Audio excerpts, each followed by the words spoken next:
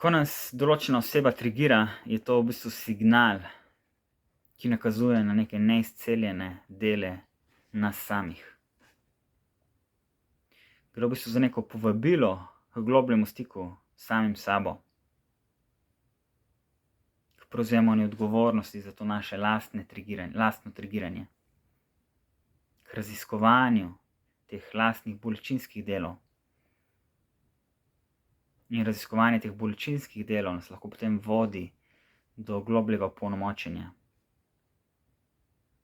Seveda si pri tem fajn, da si pomagamo z različnimi somatskimi vajami, in z različnimi tehnikami, s katerimi lahko preobražamo bolečino v osebno moč, s katerimi lahko razrešujemo te naše travme. Globlje, ko spoznavamo te naše ranljive dele, naše lastne psihe, nekako na en način globlji ti deli postajajo in skozi ta proces poznavanja samega sebe lahko požanjemo vedno več moči.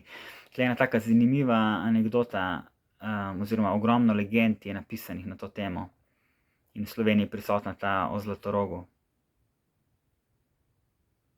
In to je neko tako predominantno izročilo, da je v bistvu izvor naše bolečine, naših ran, naših travm je potencialno opolnomočenje. Seveda je pa na nas, da naredimo to delo preobražanja teh ran v našo moč.